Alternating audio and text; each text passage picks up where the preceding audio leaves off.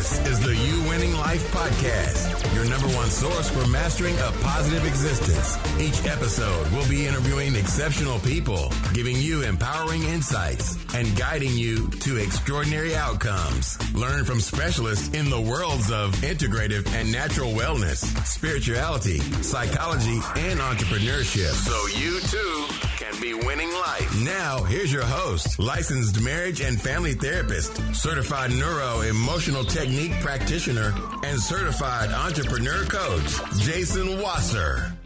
As you guys know, I'm super excited about today's topics. It's going to be about integrative and functional medicine. It's going to be about entrepreneurship. It's going to be about coaching. It's going to be about business and brand leveraging and development, pivoting in the middle of a career to becoming something even more successful than you thought you already are. And Rhonda, thank you so much for hanging out with us today. I'm so happy to be here. I was so honored to get your request to jump on the podcast. I'm like, yeah, baby, I'll do that. So for people who don't know this, as an NET practitioner, as a therapist, I actually met Rhonda many, many years ago. It was one of my first integrative and functional medicine nutrition trainings. And I somehow convinced this company to allow me to join the training as a therapist. And I'm probably, my guess is to this day, I'm still one of the only therapists doing these type of trainings in this integrative functional medicine world, where the majority of the room, if not all of the room, are either chiropractors and acupuncturists or nutritionists. Yeah. So one of the things I'm really glad is, one, because you were part of the beginning of my journey when I just did this functional blood chemistry and looking at labs and helping my clients now on a day-to-day basis with, this seems off. Today, this morning, have my clients with the worksheet from that lab, from all the things to go get tested. Yep. They have a copy of that going to their primary today. And so the amount of clients and people, if you've worked with me or if you've heard me talk about this, Rhonda has been one of those people that I personally want to thank for really getting me fired up and bringing this to my clients. So Let's start with that. So thank you. Oh, well, you're welcome. So your journey, you are now doing so many different things. We're not going to get there yet. But when I met you, you were practicing as a clinician, private practice, teaching, consultation. So for people who are not familiar, what is the difference right off the bat between functional medicine, integrative nutrition, integrative medicine, and someone going to the average one-of-the-mill, not that there's anything wrong with that, just the average, what they know as a nutritionist or a dietitian?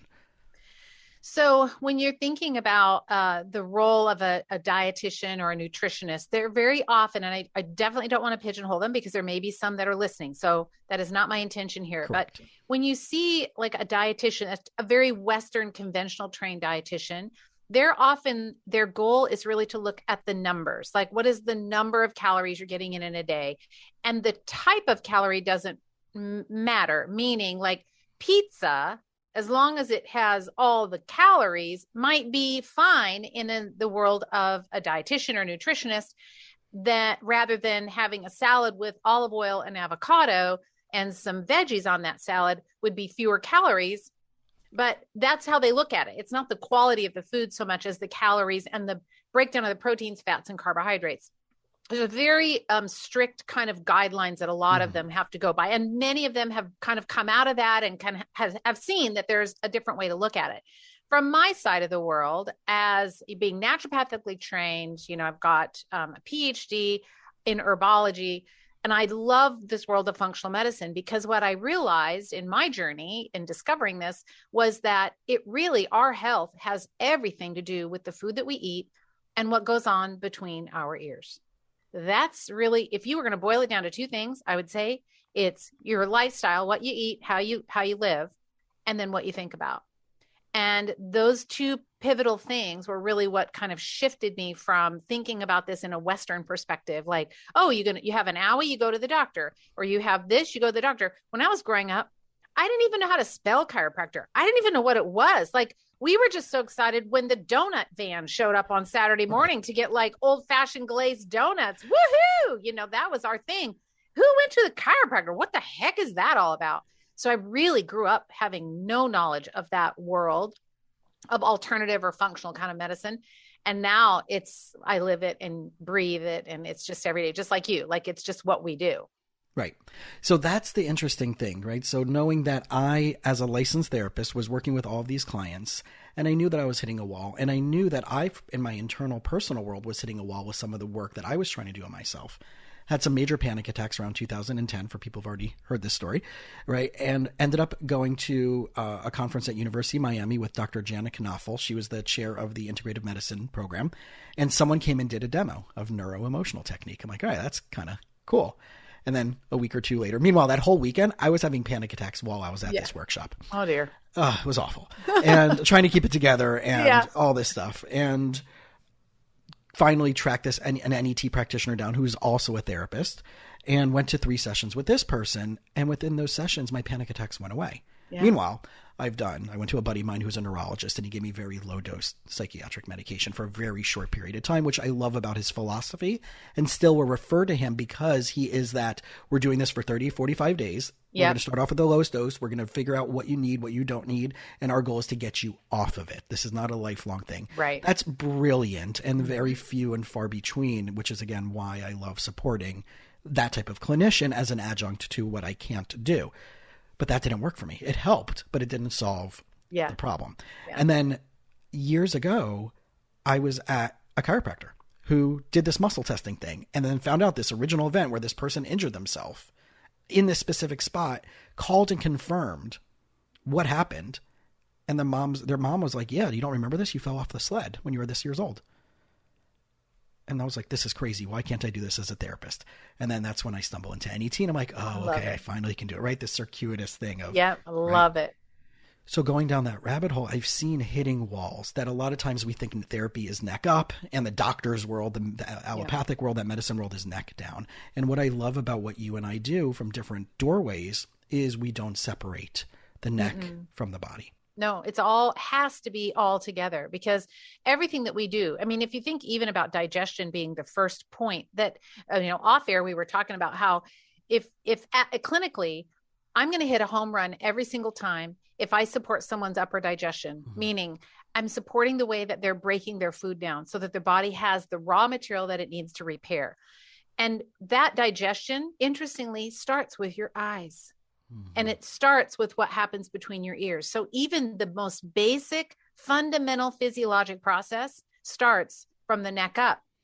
But we don't, in the conventional model, when that's separated and we get to that, where you're going to go see somebody for your joints, and you're going to see somebody for your this, and somebody for your lungs, and somebody for your heart. When we have that fractured way of looking at it, we don't then look at the whole body as a one whole mechanistic piece that works together, because what the right hip does affects the left shoulder, which affects the right ear, which affects the left foot, which affects, it's all tied together. Right. Connected to the hip bone, connected to the thigh bone. Totally. That wonderful song that we all learned as kids. Yep. And it's so interesting. So as I told you a story with one of my clients that I referred, and they're using this worksheet, I hear it all the time in and time again. And I've had this conversation with Dr. Dan Monti, who's the chair of Marcus Institute's Integrative Medicine Department and one of my mentors from NET. I've had this with other functional medicine practitioner, vitamin D, right? We're thank God at the beginning of the end of this pandemic. Yeah. And all the research is finally coming out just on vitamin D alone, stuff that you knew, I'm sure, way before I knew it. We knew this for a long time. Time, right? And I jumped on the bandwagon when my vitamin D, I love this. My vitamin D a few months into the beginning of the pandemic was 33. And I live in South Florida, right? I'm in Fort Lauderdale. Beach is 12 minutes away. And every doctor throughout my life has never said, oh, you need vitamin D supplementation. And then the research starts coming out from the functional medicine world, get your vitamin D up, and the numbers. And I want you, if you can explain this, the difference between the numbers that when someone goes to their lab and their doctor says you're fine versus the numbers that the functional medicine world looks at to say, wait a second, if your doctor's saying you're fine and yet you're still on 2 or 3 medications, you still have all these symptoms, something must not be fine. Mm-hmm. So can you jump in on that? Yeah. So when I teach about functional blood chemistry, I always talk about it as looking at it like a bell curve. Though before, if you think about, oh, she's going to get all sciencey. No. Just think about it like this. So if you have a range, and we use glucose for a really good example, because everybody gets that blood glucose. So most lab ranges are going to be 65 on the low end. That's what the lab considers normal. And it will be 99 on the high end. All right. So in my opinion, and based on the research, 80-ish is going to be like primo, like, oh, that's like the sweet spot. If we could be 75 to 80, oh, I'm so happy. I like, yes, your glucose regulation is working perfectly. Now, if the patient comes in and the glucose is at 88, I think, It's not 99 yet. It's not 102. It's not 150. We're not in a disease state. We don't have diabetes. We're not insulin resistant, but could the patient be headed that way? In other words, are they starting to swing off the top of that bell curve being the normal? Like we want it trending. Are they trending one way or the other? And then I think, okay, 88, mental note, I'm going to watch this and I want to recheck it in 6 months. And I'm going to look at the patient and say, okay, what are you eating? Let's look at your diet, blah, blah, blah. Well, in 6 months, if it comes back and it's now 96, now I know we have a bigger problem. Still, on the lab test, it's going to look completely normal. And so the doctor would say, oh, you're 100% normal. But I'm looking at it going, yeah, I'm not liking how this line is looking. Like this trend is going the wrong way. And if I wait 6 months from now, it's very possible that glucose is going to be 105. Now we've got a problem. So in conventional medicine, the perspective is, well, we look at the lab ranges to see, is it normal? Okay, it's normal. Fine. You're fine. But yet the patient is like energy dropping in the middle of the afternoon and they wake up looking for sugar and they can't sleep at night. They wake up between 1 and 3 because the liver's trying to rescue glucose and blah, blah, blah, blah, blah.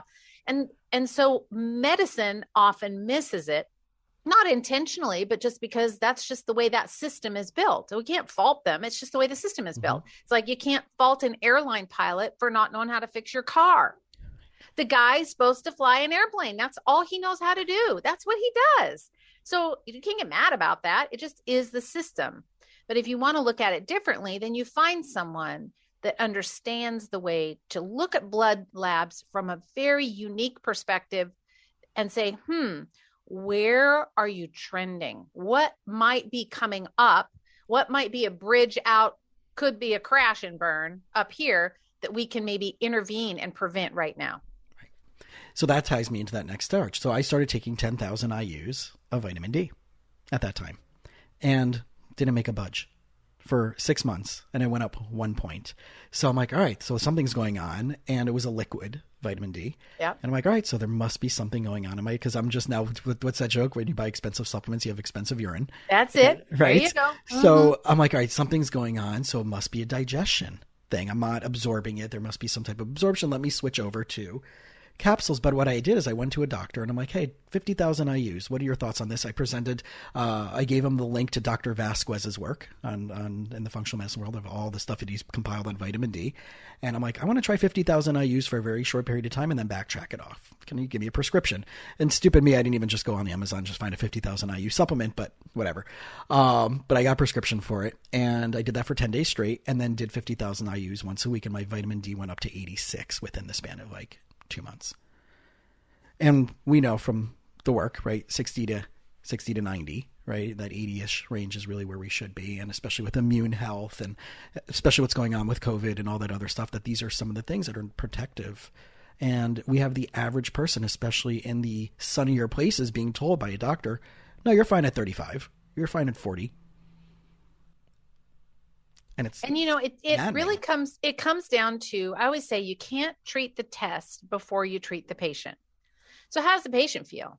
You know, does vitamin D really need to be that high for everyone? It may not be. It may be that those lower levels are just fine for some people, but we do see that there is a correlation between immune function and vitamin D. But remember, vitamin D doesn't play in the sandbox by itself.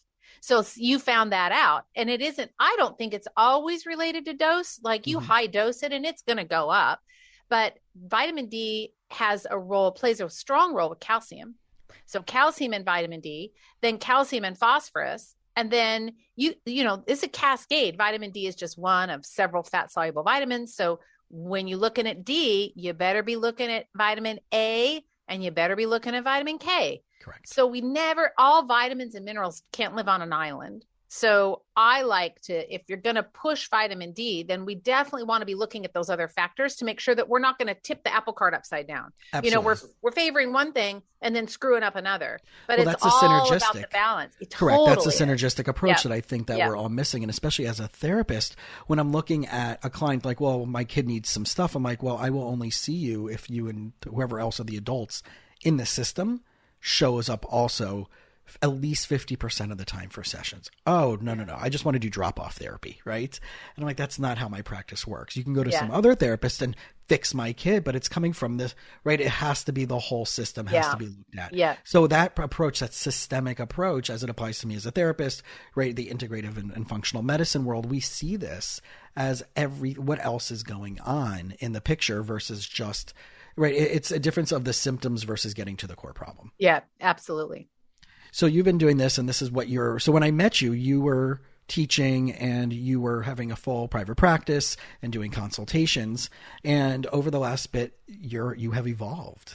Yes. I had a little bit of a transformational moment, a situation that occurred in 2018 that radically interrupted my ability to travel and speak. And at that time I was traveling all over the United States, met thousands and thousands and thousands of practitioners, and just fell in love with them and their practices and what they're passionate about and their unique kind of take on functional medicine. And I just got to meet so many cool people. And then all of that kind of came to a stop in 2018.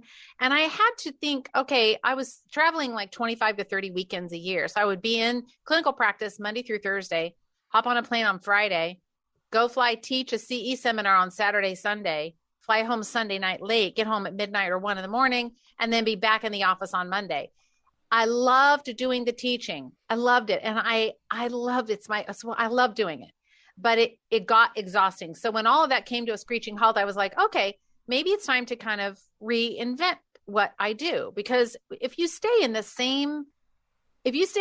the same car for 30 years, at some point, the maintenance costs on the car begin to outweigh the purposeful utility of the car. Correct. And I kind of felt like that was maybe what was happening. It was like I was sort of being forced into making a career sort of shift. So what I decided to do was I took all my clinical training, I put it in a membership. So in that membership right now is thriving, it's doing really well. Took all those seminars and all those topics, I kind of parsed them out into bite-sized pieces rather than doing the fire hose approach in a 12-hour seminar. Put them all in small pieces, put them in a membership. Okay, so that solved that problem. Then I didn't have to travel, and the practitioners, the doctors, could still get the training that they needed. So that worked out better for everyone. But I realized that the bigger part of the problem was not that clinicians needed more information to be able to help their patients. Certainly we need to continue learning. Like, you go to the functional blood chem seminar, and then you go learn about NET, and then you're learning about muscle testing, and we have to continue learning. But that learning happens at the expense of what I call clinical obesity. And clinical obesity is just when the clinicians become so obese with knowledge that it paralyzes them and they literally can't get up and walk. So if you think about someone who is physically obese, it's difficult for them to take action because their body is now, it's restricted. There's no ease of motion. And so practitioners become clinically obese because they don't know how to apply it in their practice, and they don't know how to say, all right, here's how I'm going to charge. Here are the boundaries for me. When you miss 3 appointments, we got a 3 strikes and you're out. Like, I'm sorry, I'm just not the right practitioner for you, or, whatever it might be. They're not comfortable knowing the practical aspects of running a business, but they continue stuffing their mouth with all this clinical food and clinical knowledge, and they get all up in their head, and then they can't put it on the ground. And that's the part that pains me, because there are millions of people that need the work that you do and I do and other clinicians do.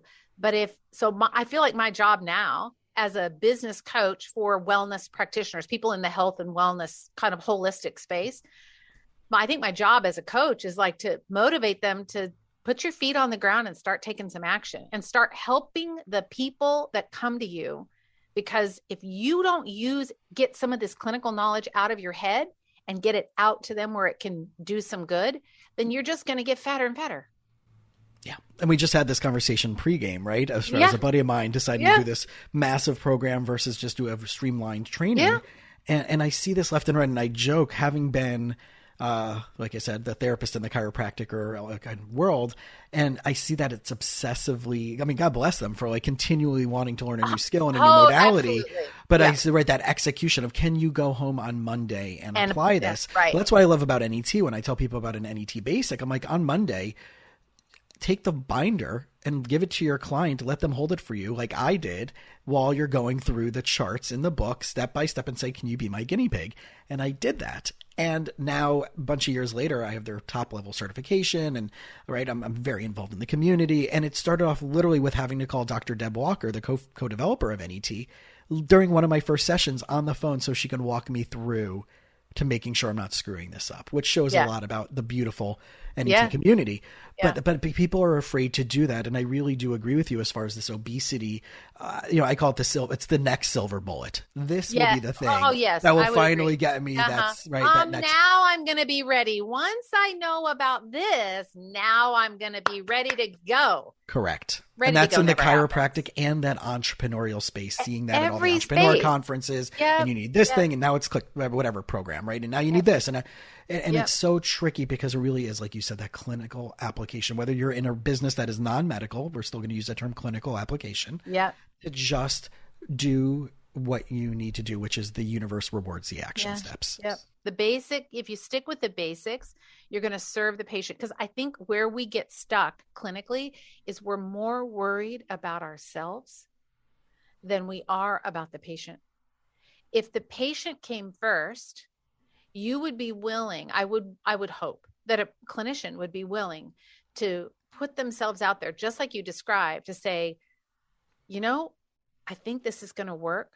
Let's try this. Let's just try using some bitters to upregulate your digestion. We know that there's lots of research behind it, and I'm going to use this other whatever, and let's just see if we can get that bloating and that reflux to kind of settle down.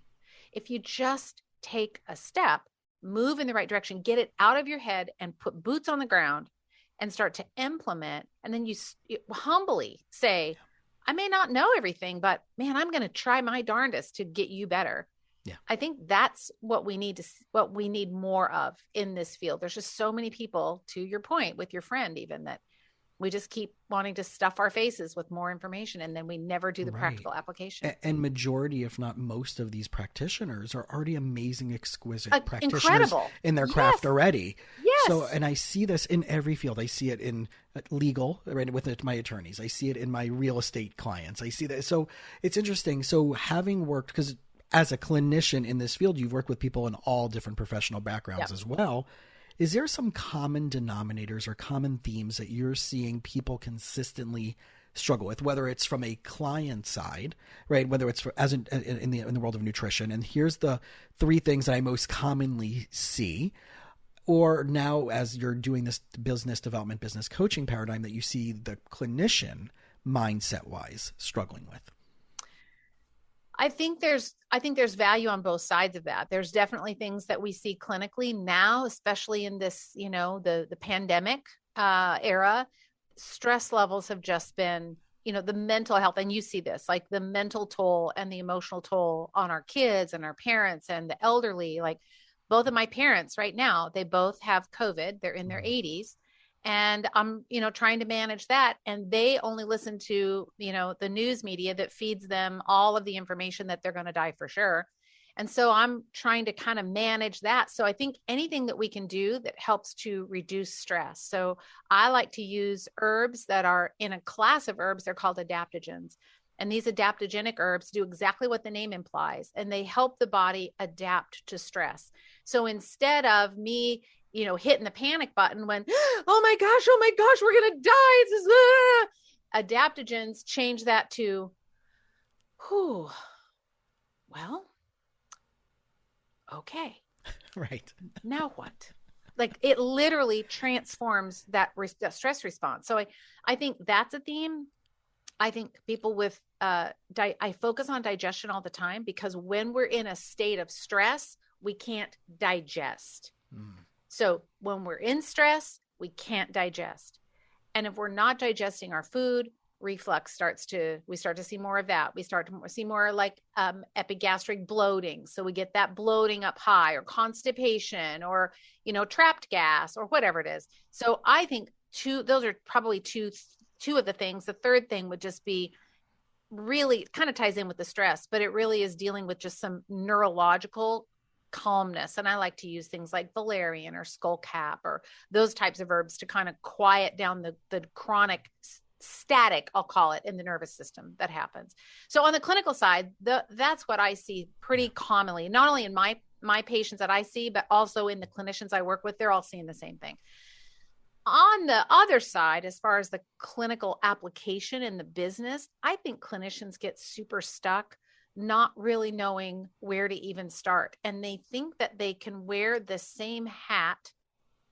They can wear a clinician hat and their CEO hat at the same time and make decisions that are good for them business-wise and clinic-wise with the same hat on, trying to fit two hats on the same head. And if you've ever worn a baseball cap, you know that your head cannot work with two caps on it. It just is one or the other. And you have to have either your CEO hat on, your business hat, or you have to have your practitioner hat.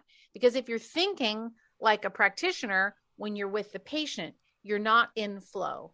You're not in that place where you're really moving and you're connecting with them and you're listening and you're intuiting and you're feeling and you're sensing and you're reading their body language, all those things, because you're thinking about, I hope they pay me in cash because I don't have enough money in the bank. Or I hope that this, that they're not, my next, this is going to run long. And what if it's late? And then the next person's going to walk out. And then that, like, you can't do that. Those two hats don't go together. So I think that's probably the biggest thing I see, is that you to learn how to stay in that, you're either with the patient fully, or you have dedicated time aside to balance your bank statement and think about your automations inside your business, or how you're going to market, or what your emails are, whatever that is. So I think that we could go like lots of places with that, but those are really the two, those are the two big things I see on the clinical side. Well, I'm cracking up for those who aren't watching the video, and this huge grin on my face that Ron can see is, right, I always use that one size fits all metaphor, because I've gone and bought hats from the stores and that says one size fits all and they don't fit me. So clearly that's not true. Correct. Right. And literally this morning I had this conversation with someone who is creating a new business on the side, and they created the product and now they are going out and they're testing it, and then they want to figure out how they're going to sell it, and then who's going to do the technician side. And I'm like, oh man, there's three roles, entrepreneur, manager, technician. This is like, right. That's it. Entrepreneur, manager, technician. People in the previous episodes have heard me talk about this, that E-Myth, Michael Gerber, right, paradigm. Yeah, love that. And we as therapists and clinicians and anybody in this any business has to know what they're absolutely amazing at doing, where their energy can best be leveraged, and hire and build your team around you. And I think that's kind of where a lot of people get stuck is, right, they have that Superman, Superwoman syndrome of, but I can't give up the secret sauce. I can't train an associate to know with my protocols what I'm doing, because then I'm afraid they're going to go open up their own practice. And that's where I think that's that scarcity mindset. We're all better together, even if we're in, quote, competing industries. I don't believe it's competing, because people will find a practitioner that's unique enough that it resonates with them. When you show up in the world as a clinician, or just as a human being, when you show up as your authentic self, you are naturally going to connect with people that resonate. And you just like, when you meet someone and for the first time and you think, oh, I really like that person. How do you know if you like them? You don't know if you like them. You've had 10 words with them, but there's something about it that just have that energetic thing. Just, I don't know. It's like the woo woo part, right? It is. And it's the woo woo, and the woo woo goes, yeah, you're my kind of animal. Right. You're my kind of fish. I really want to swim with you. I don't know anything about you, but there's something there. The same way you meet someone, you're like, ooh, nope, not a chance I'm going to have lunch with that person. Why? You know as little about them as you do about the first person. And I think that as clinicians, clinically, when you are authentically you in your practice, you're going to naturally attract the people that go, I like you. Yeah. And I trust you. And I think you've got my back. And if that relationship doesn't exist, then they need to move. The patient needs to move on. For the patient's sake, for the patient's sake, they need to find someone that they resonate with, not because I need the money or because I need the fame or the notoriety. It doesn't matter. The patient is who is important. And we talked about this offline. Like, we often think about what we need. What do I want? What does my ego want? You know, what does my bank account need? What kind of status do I need to have? And those things often elevate or become front and center over really serving the patients authentically and making sure that you are a good fit with the people that you serve. Yeah. And I think that goes into Dr. Patrick Gentempo's last book, Your Stand is Your Brand, right? It's putting that out there. Such a good book. Right. And I think it's so true, because I ask my intake, anybody who calls me who already has either heard about me or they were referred to me or whatever, however they find me. And I'm like, well, I need to ask you a few questions to make sure you're the right fit for me, because I want both sides of us to say hell yes, not hell maybe. For me, a hell maybe is the same as a hell no. Mm-hmm. So unless both of us say yes, and I did this a couple hours ago, couples counseling, and I'm like, well, let me just ask you a few other questions. Has there been in the last recent or any time in the past, any self-injuring behaviors or any hospitalization related to any mental health concerns? Because right away, automatically off the bat, that's a no for me. If they say yes to that, it's an automatic no. No matter how much they want to work with me, no matter how much they're willing to fork out the cash, not happening. And I said that I'm really good at certain things and I'm really awful at other things. And I want to make sure that if I'm going to work with you, that we're right in all those things. So it's okay. And I think practitioners, and when I love that when I heard Patrick talk about that, and I now have it on my website, on my homepage, where it says, if you're shopping around for the most affordable therapist, I'm not it. Yeah. Yeah. But and if you're there's looking for, there's so much clarity, and I think people appreciate the clarity rather than the one-stop shop. You know, I'm a acupuncture and I can help anyone. Correct. People are going to glaze right over the top of that. But if you're very clear about who you are, and equally is important, who you're not, in other words, who you serve and who you don't serve, all of a sudden the chatter in someone's brain for having to make that decision, you know, whether you're coming at this, whether your listener is like a patient or a practitioner, when you come at it and you get clarity, all of a sudden the chatter goes away, and then our brains are free to make a choice. But too many voices, too many choices, and then we get paralyzed with indecision. Absolutely. And that's the pre-qualification, right? Where I say, if you're going from practitioner to practitioner, you're not getting any of the help. And now you're multiple, right? Yeah. If you believe that integrative and mind-body modalities will help you solve the problem, right? In other words, I pre-qualified not just about the financials, because that sounds like a pretty asshole thing to say off the bat until you add the other things. Right. In other words, I do believe, right? Do you believe in this? Do you believe in this? Do you believe in this? Do you believe in this? So do I. That's already a lockstep agreement that we're already on the same page to working together. Yep. Correct. 100% agree. With where you're at now, so as we wrap up, I want people to be able to find you, because I know there's the side that if someone is interested from the integrative nutrition side, and if there's like, how can different populations work with you and connect with you at this point? So one of the best ways that you can connect with me is I'm on Facebook and Instagram. Instagram's probably my fave.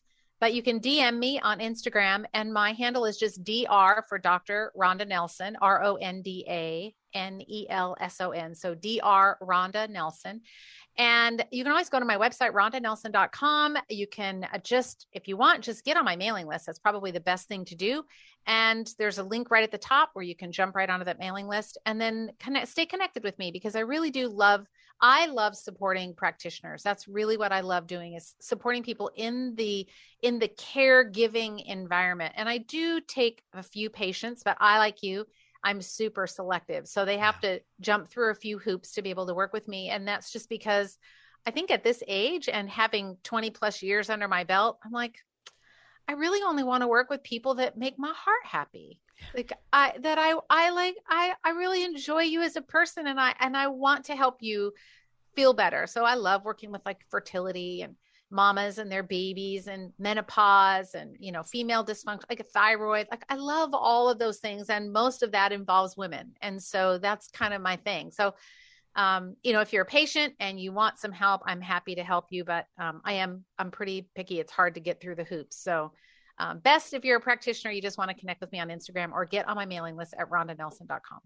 Awesome. And just again, like I said at the beginning, guys, like Ronda was one of the first workshops that I went to in the integrative nutritional world. And those who are going to see this episode on YouTube, It's right here. The functional blood chemistry is right behind me. It is literally, I don't even have to turn around fully to grab it. It is right there. That binder comes out at least once a week. Literally, the pages are, I might have to have you email dog-eared. I'll PDF send you an version of that. Updated one. Yes, thank you. So, but for my clients who are, those of you who are listening, who are also my clients, and you know that like, hey, have you gotten these numbers checked? This is the person that, you know, I really want to extend a lot of gratitude to for all this. And I really do know that you have a crazy schedule, and I appreciate the time that you shared with us today. It's just been a pleasure to be here. I love talking about this subject, and I hope that it's really empowering for your listeners to feel like, I think the message I would leave is that whether you're a practitioner or you're a patient, you have the power to make the impact. Whether you're as a practitioner, you can impact the patient, but as a patient, remember that you have the power to choose at who is going to impact you. So whether you're the giver or the receiver in this case, you still have the choice. So to the patient, on the patient side, I would say, make sure that whoever you choose to work with, that you really, your heart feels right.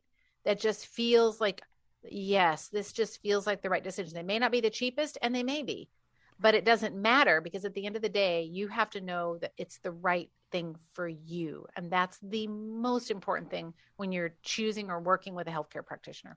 Absolutely. Oh. So that's right. So that pretty much wraps all of that up, right? It has to be, and everything we're talking about here is from your heart, from your passion, from your soul, whatever we're doing, whatever we're working with, whether it's relationships, professional, personal, it has to come from that place. So again, Rhonda, thank you again for hanging out today. You're welcome. Thanks so much. Thanks for listening to the You Winning Life podcast. If you are ready to minimize your personal and professional struggles and maximize your potential, we would love it if you subscribe so you don't miss an episode. You can follow us on Instagram and Facebook at You Winning Life.